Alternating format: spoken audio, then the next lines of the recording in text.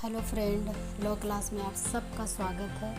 आज मैं जो टॉपिक लेकर आई हूँ वो है इंडियन एविडेंस एक्ट 1872 के सेक्शन 3 को आज मैं पढ़ाऊँगी। ठीक है, सेक्शन 3 में फैक्ट इन इशू और रेलेवेंट फैक्ट।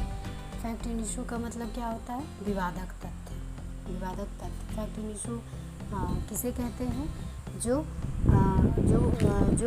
मुकदमा का मुख्य बिंदु होता है ना, यानी जो सूट का मुख्य बिंदु है, जो मेन पॉइंट होता है, जिसको डिसाइड करवाने के लिए हम कोर्ट में जाते हैं, उसे क्या कहते हैं? फैक्ट इन इशू कहते हैं।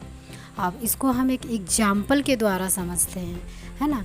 जैसे मान लेते हैं कि ए ने जेड का मर्डर किया है, यानी कि ए पर क्या है? एलिगेशन है, आरोप है। तो इसमें फैक्ट इन इशू क्या क्या निकल कर आएगा?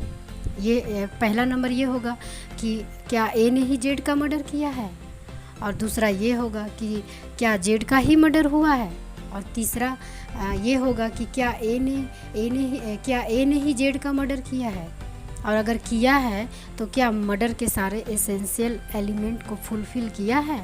ऐसा तो नहीं है कि राइट टू प्राइवेट डिफेंस में मारा है। तो ये सब क्या हो गया? ये सब फैक्ट इन इशू कहलाएगा। ठीक है।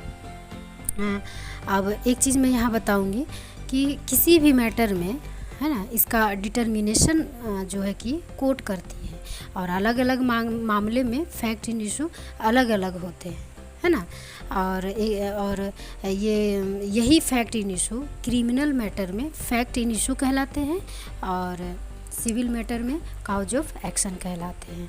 ठीक है, और ये हो गया फैक्ट इन इशू। अब मैं रिलेवेंट फैक्ट को बताऊंगी, जिसे हिंदी में हम सुसंगत तथ्य कहते हैं।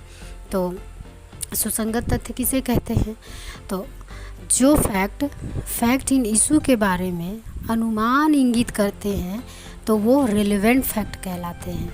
ठीक है, जैसे कि मैंने आप अभी जस्ट बताई मैं कि फैक्ट इन इशू में कि जो फैक्ट इन इशू को कोर्ट क्या करती है? डिटर्मिनेट करती है ना। तो डिटर्मिनेट करने के लिए बाहर से क्या होता है? बहुत सारे फैक्ट आते हैं उसमें, है ना। तो इसी फैक्ट को क्या करता है कोर्ट? क्या करता है? वो अनुमान इंगित करता है ना, कि वो जो मेन पॉइंट है फैक्ट का, उससे रिलेवेंट होता है कि नहीं, है ना। तो बहुत सारे इसमें फैक्ट निकल के आते हैं। जैसे कि मान लेते हैं फैक्ट नंबर 1 अगर बोलता है, जैसे मैं अभी एग्जांपल बताई हूँ कि ए ने जेड का मर्डर किया है ना, और ए पर आरोप है, तो क्या क्या फैक्ट इन इशू निकल कर आया है। तो रिलेवेंट फैक्ट में क्या होगा कि बहुत सारे फैक्ट आ जाएंगे, है ना। तो फैक्ट नंबर 1 अगर बोल रहा है कि हाँ, मैंने देखा है कि क्या देखा है कि जो ए है, यानी ए पर आरोप है ना। तो अब मान लेते हैं कि यहाँ पे कोई फैक्ट बहुत सारा निकल के आ रहा है। फैक्ट नंबर 1 बोल रहा है कि हाँ, मैंने देखा है कि क्या किया है? चाकू से गोद कर मार डाला इसे। फिर फैक्ट नंबर 2 बोलता है कि जब मैं जा रहा था तो उसके हाथ में चाकू था और बदन पर ढेर सारा ब्लड के छींटे पड़े हुए थे, है ना। चूँकि ये फैक्ट इन इशू के बारे में सजेशन इन्फेरेंस कर रहे हैं, है ना। और एक फैक्ट और ये भी आ रहा है वहाँ पे। एक बोलता है कि आज सुबह जब मैं चाय की दुकान पर चाय पी रहा था, तो मैं देखा कि ये कहते हुए सुना हूँ कि हाँ, हम जेड को छोड़ेंगे नहीं, हम मार डालेंगे।